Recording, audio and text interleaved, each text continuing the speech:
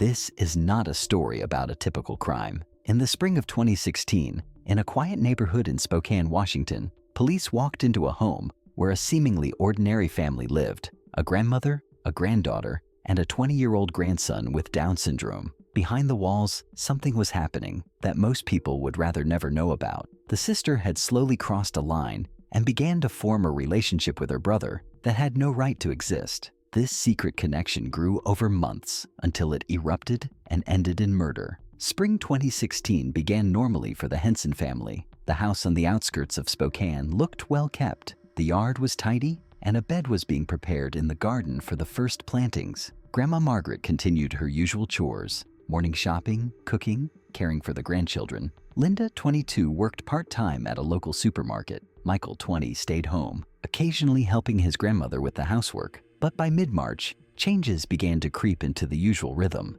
Linda increasingly refused to leave the house during her free time, spending her evenings in her room. Michael, who used to like to sit in the living room and watch TV, was increasingly near his sister. Grandma explained this by the fact that they had developed a special closeness as relatives. The first signs that something was changing in the house could be detected in small details. According to neighbors, Linda and Michael began to spend more time in the backyard, talking quietly, away from their grandmother. In the evening, their silhouettes could be seen near the wall of the garage, standing close to each other and talking in low voices. The neighbors did not attach any importance to this at the time. The atmosphere inside the house was becoming tense. Margaret began to notice that Linda had become irritable in response to simple requests. Whereas before her granddaughter had calmly helped around the house, she now responded that she was busy or not in the mood. Michael had also changed. He became more silent, communicated less with his grandmother, and, as she herself noted,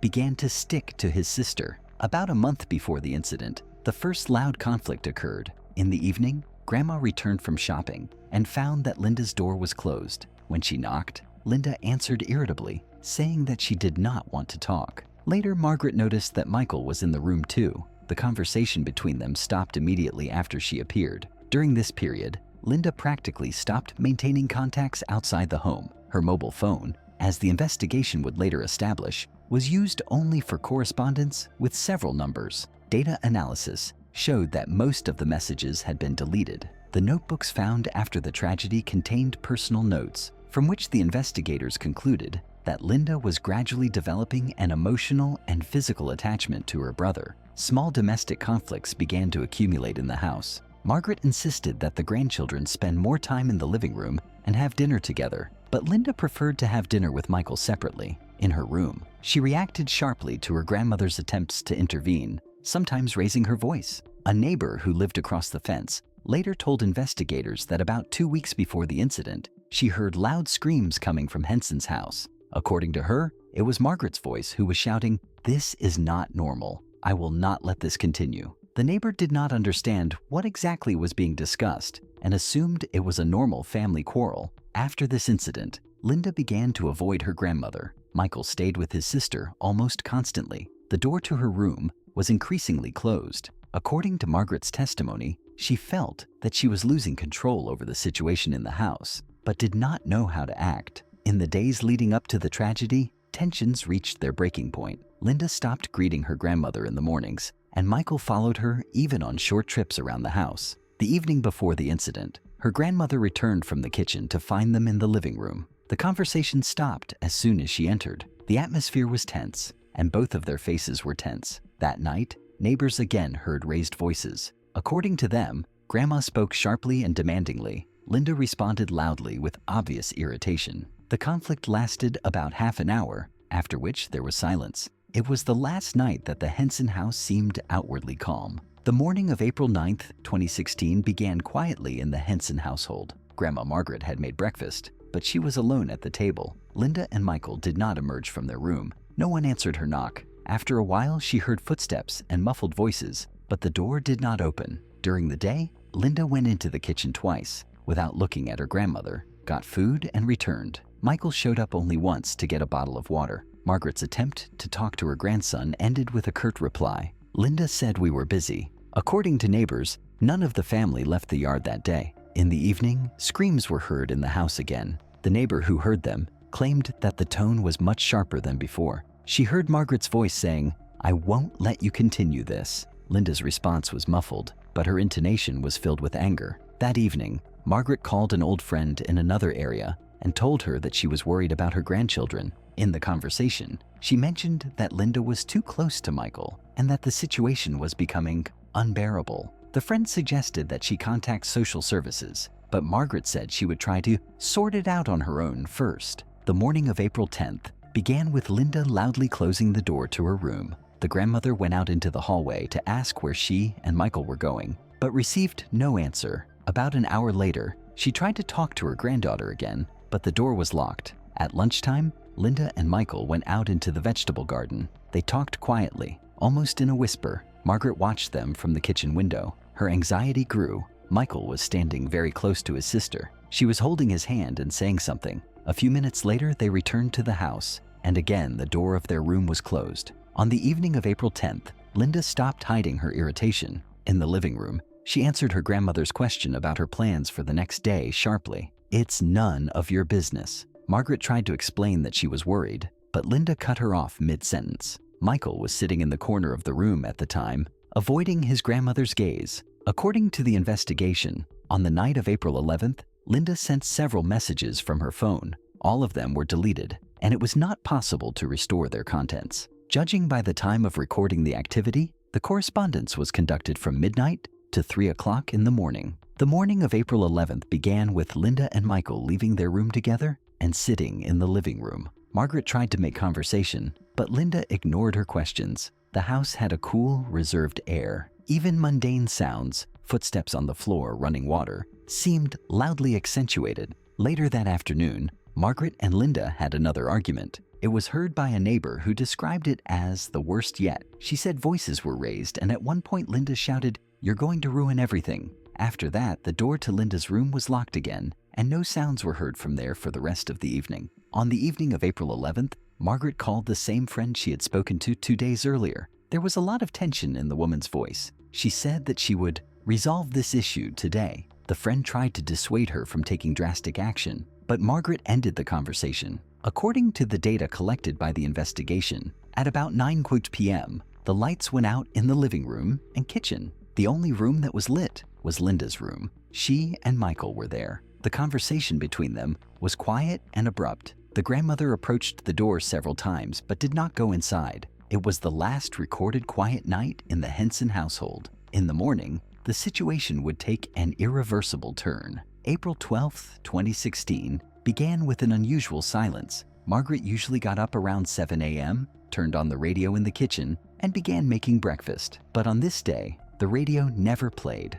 According to the evidence obtained by investigators, she woke up earlier than usual, around 5 a.m., and spent several hours in her room, almost never leaving. Linda woke up around 9. She left the room and went straight to the bathroom. Michael stayed in bed, lying with his face pressed against the wall. Linda returned 20 minutes later, walking past her grandmother without saying a word. Margaret was in the kitchen at the time, standing at the stove, and, according to the neighbor, looking tense when she caught a glimpse of her through the window. Around 10 a.m., the women had their first argument of the day. Margaret walked into Linda's room, where Michael was at the time. The tone of the conversation quickly escalated. According to audio from a home security camera installed across the street, the camera recorded the sound when the windows were open. Margaret said, "You can't go on like this." Linda responded, "We'll decide for ourselves how to live." After that, Linda abruptly closed the door, leaving her grandmother in the hallway. The sound of the door slamming was clearly audible. Margaret stood there for a few seconds, then went into the kitchen.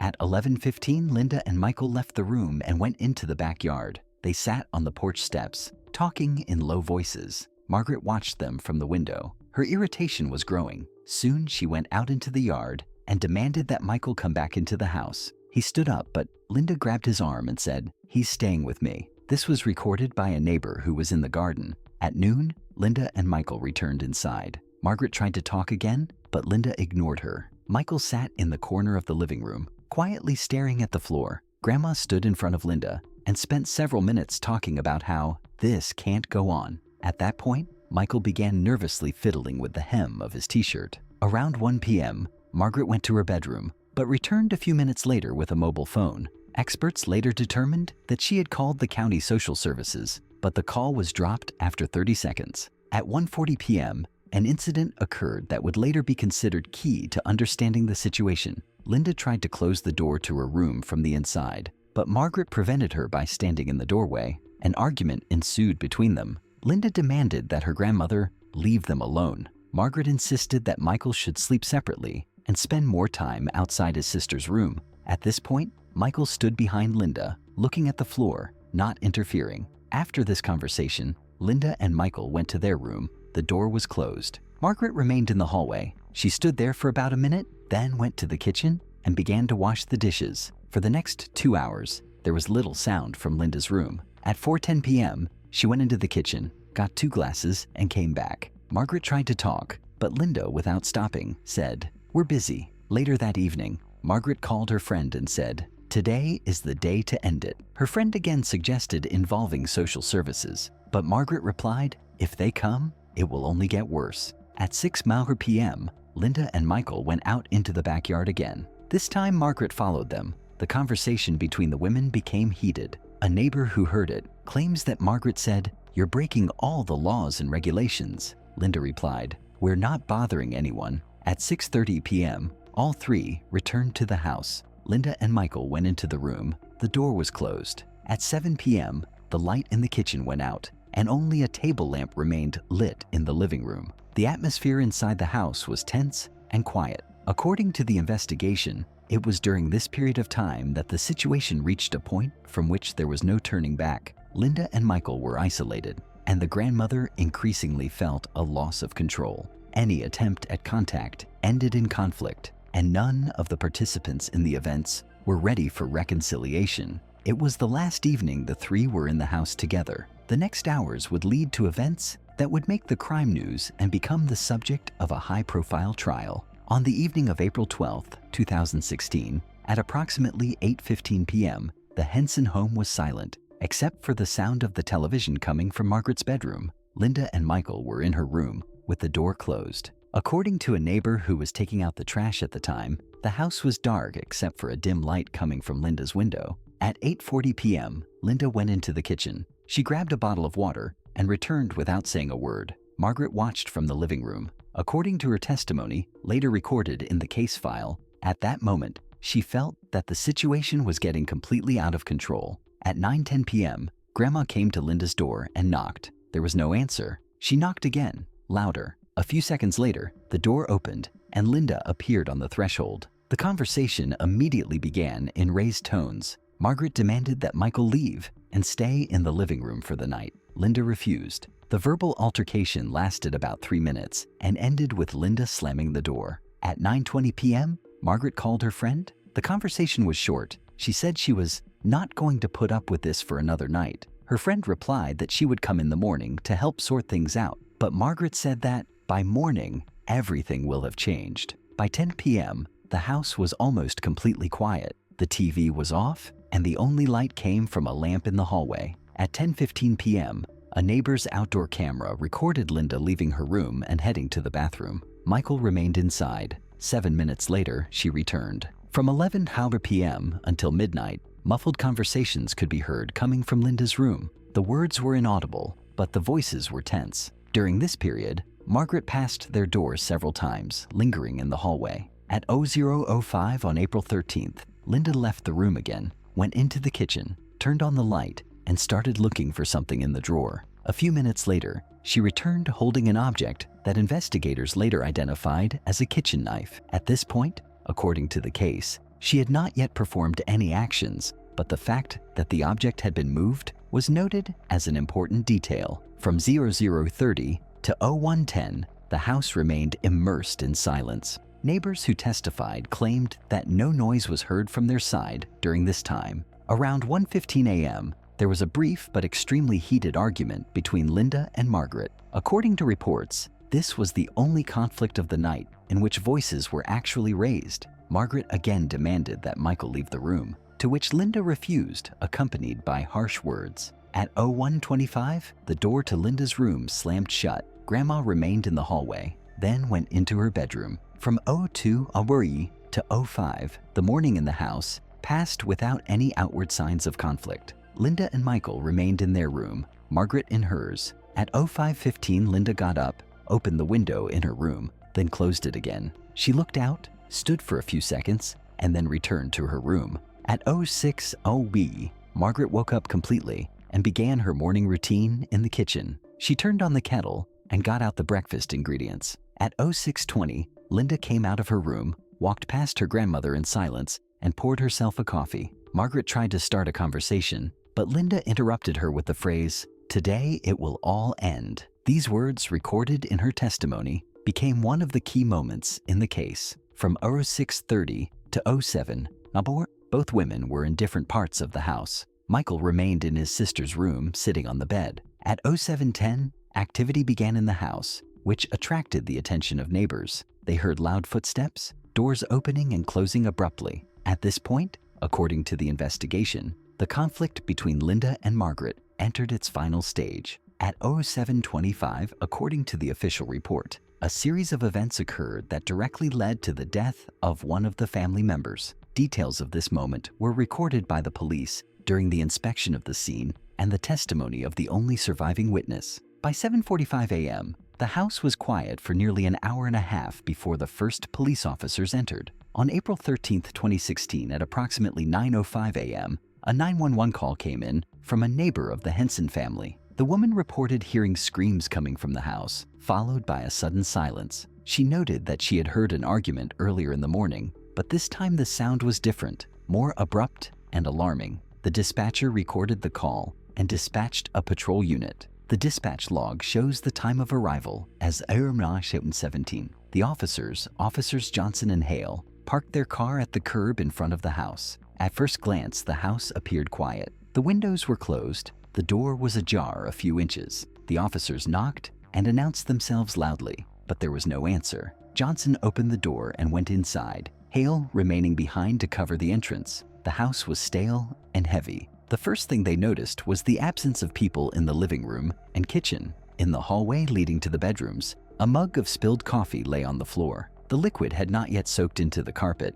indicating that something had happened recently. Further along, on a shelf by the wall, was Margaret's mobile phone. It was switched on, the screen showing an unfinished number dialed. The door to the grandmother's bedroom was open. The bed was unmade, and there were no signs of sleep on it. The officers quickly searched the room but found no one. When they checked Linda's room, the door was locked. No one responded to knocks or police commands. After several warnings, the officers used force. Johnson knocked the lock out with his shoulder. Inside were Linda and Michael. According to the officer's report, they were sitting on the floor, leaning against the wall. Linda was pale. Her hands were shaking. Michael looked confused, not understanding what was happening. Neither of them said a word. In the far corner of the room, partially covered by a cabinet, lay an object later identified as the murder weapon. Officers seized it and recorded its location. At that moment, an ambulance crew arrived at the house, having been called through the central control panel. The paramedics went into the living room